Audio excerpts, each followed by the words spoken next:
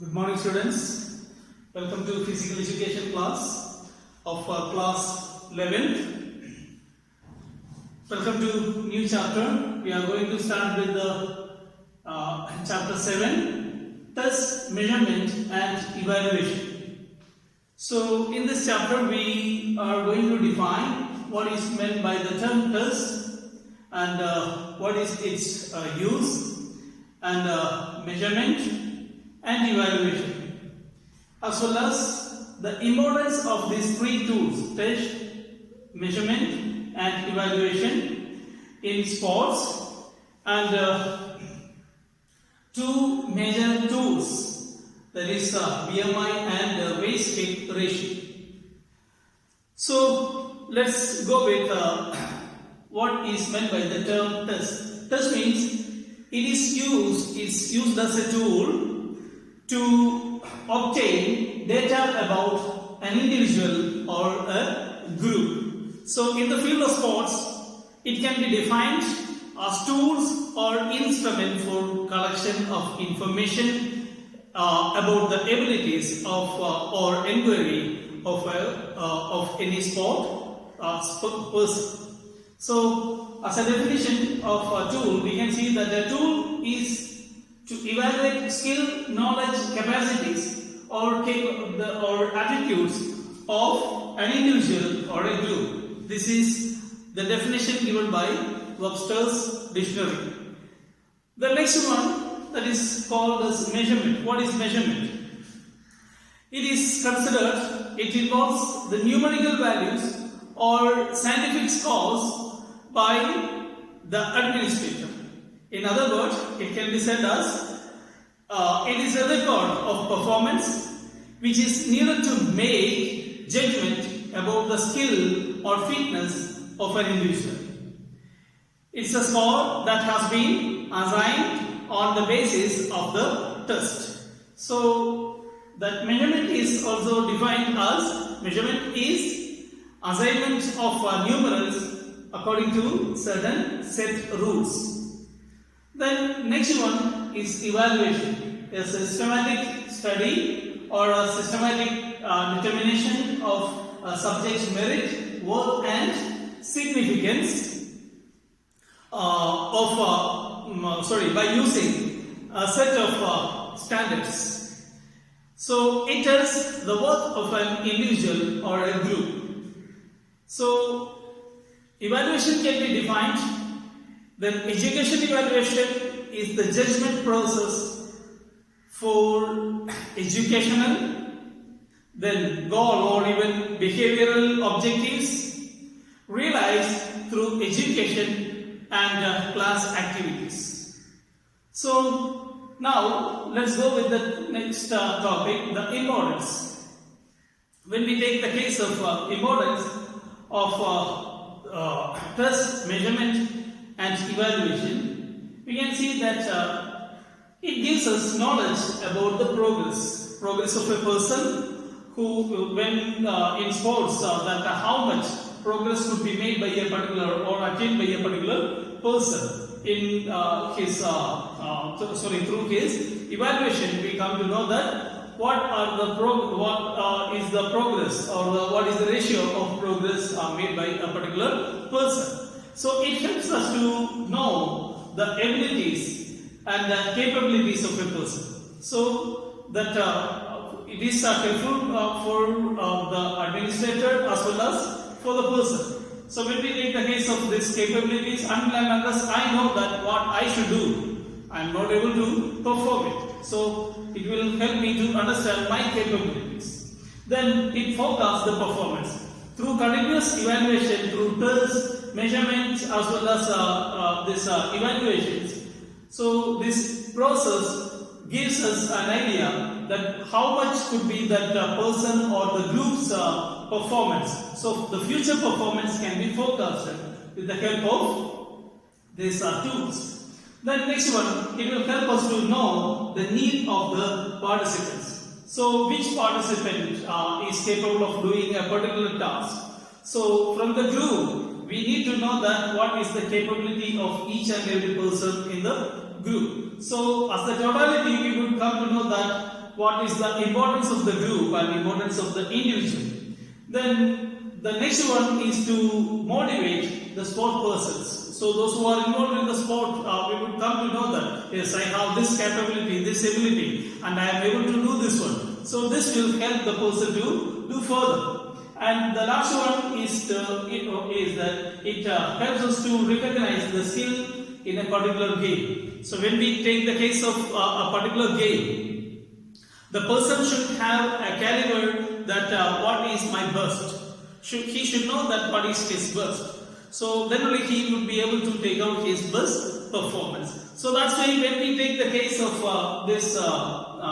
the importance of these three cases, test, measurement and evaluation as the tool to assess a particular person, sport person or a group, we can see that they are considered to be important to decide that which person to go to which game or which particular group or is the best or which particular group performs better. So for that we need to know all these cases. Okay, now let's go with the first tool, that is BMI.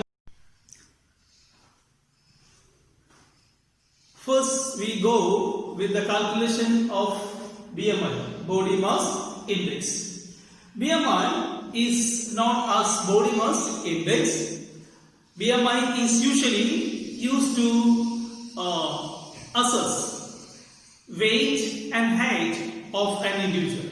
It is considered very usual because the measurement has been proved in various clinical studies as well as experiments. Moreover, this test provides the knowledge of underweight, overweight, obese and very obese. So we can see that this BMI was invented by Adolf Quetelet.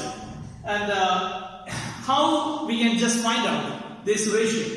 So BMI is equal to the weight in kilogram as well divided by height into height. So the height of the person divided two times. That means height of the person into height of the person is used to divide the weight of the person. So according to WHO, the WHO criteria, we can see that we can check the individual whether the individual is underweight or normal weight or overweight. The next one is waist hip ratio. So waist hip ratio can be measured as waist circumference divided by hip circumference. So waist hips ratio is another way of measuring obesity. It can be measured by the waist circumference divided by the hip circumference. Then it tells about the accumulation around the waist, hip and buttocks.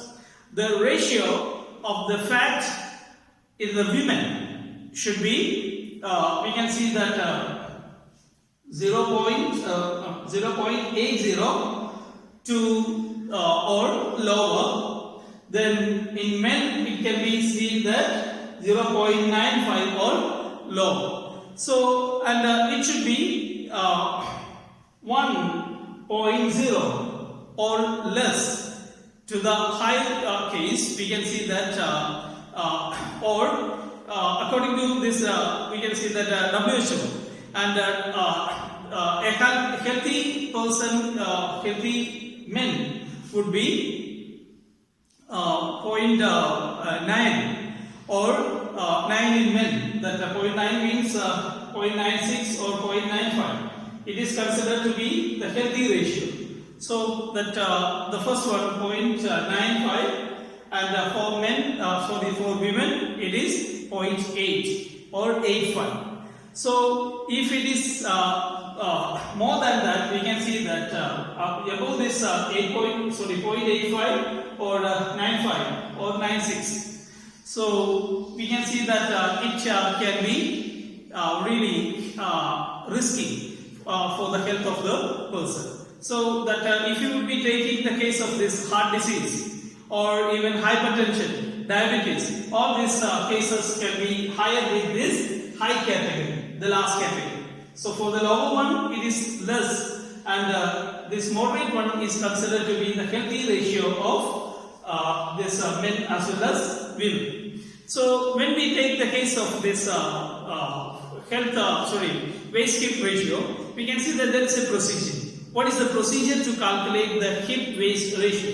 First of all, the subject will stand up straight and breathe out, and then he will use a measuring tape to check the distance around the smaller part of the waist just above the belly button, and this will be called as the waist circumference. Okay, then after that he will measure the distance around the largest or the widest part of the hips, and that measurement is called as the hip circumference. Then it will be calculated by dividing the waist circumference by hip circumference. Okay, so this is the end of the class today. So in the next class we will just go with the other major tools which are considered to be the test measurement and evaluation tools to decide the healthy, moderate as well as average or even below average or even obese, overweight or even underweight persons. So till then, stay at home, stay safe. May good God bless you. Thank you.